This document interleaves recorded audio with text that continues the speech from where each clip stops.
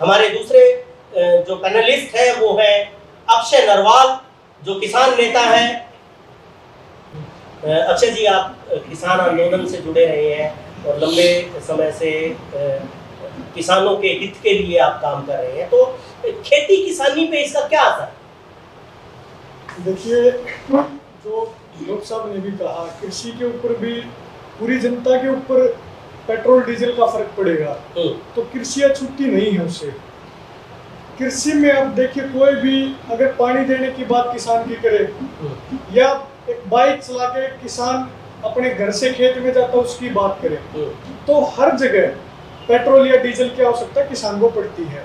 अभी जैसे पैडी की फसल किसान ग्रो करेगा, धान की फसल की आप बात करें, धान की फसल उगाएगा किसान, उसमें पानी की ज्यादा आवश्यकता पड़ती है, तो उसमें जो इंजन चलेगा वो भी डीजल से चलेगा जी। तो देखिए, जैसे ये डीजल का दाम बढ़ा, डीजल ट्रांसपोर्ट के चार्ज भी अपने आप बढ़ेंगे, ऑटोमेटिकली बढ़ेंगे, उससे जो यूरिया का जो प्राइस था वो बढ़ेगा, उसके बाद जो पेस्टिसाइड्स उसमें यूज होने फसल में उनका प्राइस बढ़ेगा, और उसके बाद जो पानी देगा किसान वो लागत बढ़ जाएगी किसान की। तो जो टोटली जो लागत बढ़ेगी उसके ऊपर बहुत ज्यादा फर्क पड़ेगा। लेकिन सरकार ये कह रही है कि उन्होंने एमएसपी बढ़ा दिया है, वो शायद इसीलिए कि महंगाई बढ़ती है तो एमएसपी को बढ़ा देते हैं। जी देखिए, मैं उसी बात के ऊपर अभी आ रहा हूँ। अगर हम कैलकुलेट करें शुरू से लेकर आखिर तक कि धान की फसल लगाने में शुरू से लेकर आखिर तक कितना डीजल का खर्च होता है, फिर कंपैरिजन करें जो सरकार ने एमएसपी बढ़ाया है उससे। अब देखिए, पहले अगर पैडी की बात करें, धान की बात करें, तो 1868 रुपए उसका एमएसपी होता था, इन्होंने बढ़ा के 1940 अभी किया है। अगर हम अभी देखें इसका कंपैरिजन हम ऐसे करें, एक तरफ टोटल लीटर्स को कैलकुलेट करें या एक तरफ परसेंटेज कैलकुलेट करें कि डीजल की परसेंटेज कितनी बढ़ी, एक तरफ ये कैलकुलेट करें कि एमएसपी की परसेंटेज कितनी बढ़ी धान की। तो डीजल की अप्रोक्सीमेटली मैं आपको बताऊं तो जो डीजल की कीमत है वो 25-26% अभी बढ़ चुकी है पिछले साल के मुकाबले, और जो एमएसपी उन्होंने पिछले साल के मुकाबले बढ़ा है वो मात्र 3 से 4% के बीच में वेरी करता है। तो आप बताइए, एक तरफ तो आमदन तो आप बढ़ा रहे 3 से 4%, और दूसरी तरफ आप एमएसपी जो लागत को बढ़ा रहे हैं 25 से 26%। तो कैसे जो डिस्ट्रीब्यूशन सिस्टम है सरकार का वो बहुत ही गलत है। वो मैं कहूंगा जो सिस्टम आज तक बना है वो गरीब के हित का नहीं बना, वो पूंजीपति के हित का बना है, जो डॉक्टर साहब ने भी अभी बताया। जो उससे होगा क्या, जो गरीब आदमी और गरीब और अमीर आदमी और ज्यादा अमीर होता जा रहा है।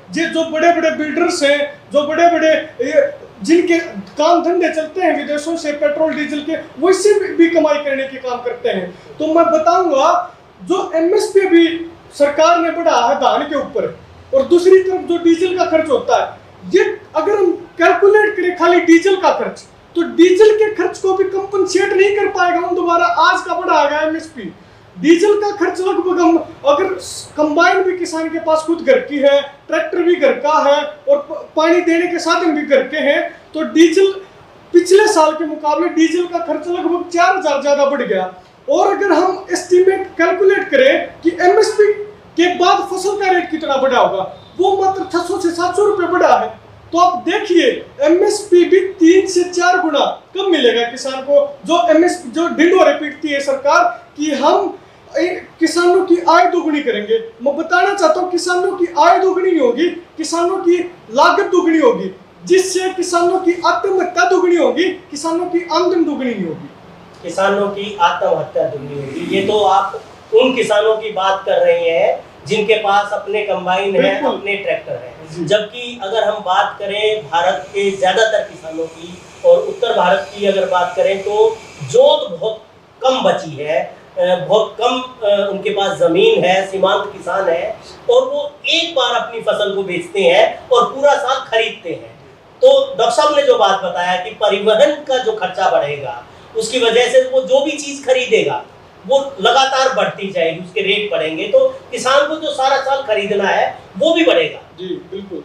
देखिए, जैसे अभी कृषि कानून भी आए हैं, इन कृषि कानूनों में बार बार ये कह रहे हैं सरकार मतलब एक तरीके से सरकार अपनी अकाउंटेबिलिटी रिस्पॉन्सिबिलिटी से दूर भाग रही है। जो सरकार की जिम्मेदारी बनती है एक माध्यम बने बीच में, और एफसीआई के पास जो हमारा सरकारी एजेंसी उनके पास जो किसान का गेहूं खरीदा जाता था, जो फसल खरीदी जाती थी, उसके तहत हमारे गरीब मजदूर भाइयों को पीडीएस सिस्टम के तहत एफसीआई के पास जब अनाज जाता था तो गरीब मजदूरों को भी उससे एक कम से कम दाम में गेहूं या खाने पीने की जो जरूरी सामग्री वो मिलती थी। अभी जो हमारे मजदूर हैं वो भी इन मूलभूत आवश्यकताओं से अछूते रहेंगे। अभी सरसों देख लीजिए, पीडीएस सिस्टम में जो सरसों का तेल इंक्लूडेड था वो हटा दिया इन्होंने। और मैं दूसरा एक बात कहना चाहूंगा जो मुख्य बात के ऊपर हमारा ध्यान होना चाहिए, जो ये बार बार हर चीज का प्राइवेटाइजेशन करके सरकार अपनी रिस्पॉन्सिबिलिटी से दूर हटके प्राइवेट को बीच में आगे कर देती है, और बार बार सरकार कहती है कि डीजल का प्राइस भी हमारे हाथ में नहीं है, ये तो प्राइवेट एजेंसीज के हाथ में है, ग्लोबल मार्केट के हाथ में है। आप देखिए जब क्रूड ऑयल का दाम बढ़ता है वो ग्लोबल मार्केट के हाथ में है, लेकिन हम मानते हैं उसको स्वीकार करते हैं। लेकिन आप एक चीज देखिए, जब क्रूड ऑयल का दाम नेगेटिव में आ जाता है या कम होता है तो हमारा तो आज तक पेट्रोल डीजल घटा नहीं, उसके बाद ये सरकार उन टैक्सेस को जो कि तो रखती है बढ़ा देते हैं। तो इनडायरेक्टली सरकार ही दाम तय करती है। ये सिर्फ जनता से अपनी रिस्पॉन्सिबिलिटी, मतलब हमारी रिस्पॉन्सिबिलिटी ना रहे भाई, अपने ऊपर उनकी जो गलतियां करते हैं उनकी कमी उनमें ना जनता को दिखे तो उनसे बस भागने का काम करते हैं। ऐसे इन कृषि कानूनों में ये कर रहे हैं। अब की बार जिम्मेदारी तो इनकी बनती है, सरकार की बनती है ना, गरीब को कम से कम जो मूलभूत आवश्यकता उसकी खाने पीने की चीज है, कम से कम पैसे में उनको खाने पीने की चीजें मुहैया कराना सरकार की जिम्मेदारी है ना। तो क्यों एफसीआई को हटा के, एफसीआई का आज कर्ज देखिए कितना बढ़ गया। जब 2014 में आए थे उस टाइम में 35,000 करोड़ के लगभग था, अभी 4 लाख करोड़ के पास जाने को है।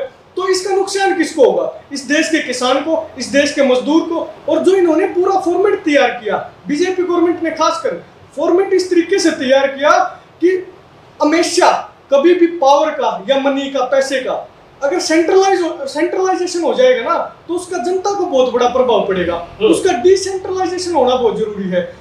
आप देखिए जो भी फॉर्च्यून के तेल आ गए या पाम ऑयल जो भी बाहर से इंपोर्ट करते हैं अपने यहाँ पे, तो उसका अडानी को कुछ परसेंटेज उसमें मिलता है।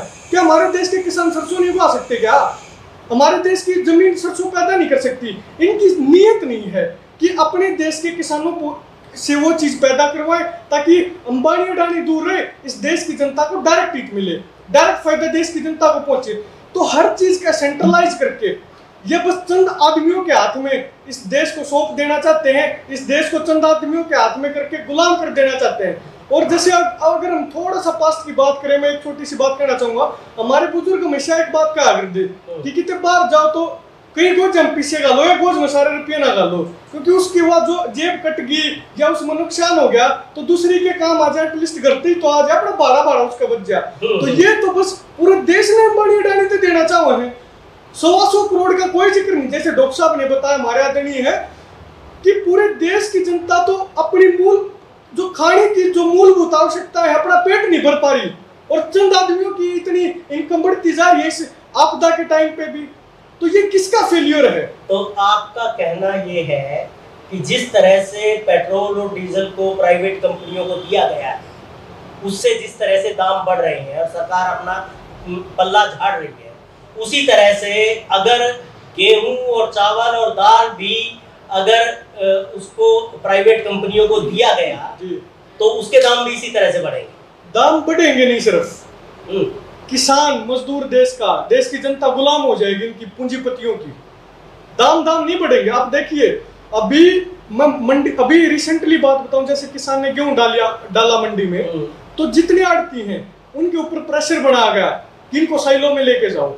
मोहाना साइलो बनाया है, बम्बेवा साइलो बनाया है, और जो किसान डायरेक्ट लेके गए, शुरू में तो ये बेनिफिट्स देने का काम करते हैं। जैसे सरसों भी इन्होंने एमएसपी से थोड़ा बहुत ऊपर खरीदी है, शुरू में तो बेनिफिट देने का काम करते हैं, लेकिन बाद में जैसे जियो की बात करें, शुरू में डाटा फ्री दिया, अब देखिए पूरी तरह मोनोपोली पूरे मार्केट में जियो की है। आइडिया और वोडाफोन एक हो गए, फिर भी उसके टक्कर नहीं ले पा रहे। तो ऐसी ही मोनोपोली इनकी खाने पीने की वस्तुओं में हो जाएगी। जो खाने पीने की वस्तुओं में मोनोपोली नहीं होनी चाहिए, इसलिए आज देश का किसान सड़कों पे उतर के संघर्ष कर रहा है। तो हम नहीं चाहते कि देश का मजदूर, देश की आम जनता, देश का कमेरा वर्ग, देश की मजदूर वर्ग इनका पूंजीपतियों का गुलाम हो। इसलिए आज जरूरी है ये चीजें जनता तक पहुंचे। ये मुद्दे जो डीजल पेट्रोल का भी उसमें अहम एक मुद्दा है जो सबके ऊपर प्रभाव डालेगा, इनडायरेक्टली या डायरेक्टली कैसे भी। तो ये जरूरी है ये अवेयरनेस लोगों में आए। बिल्कुल।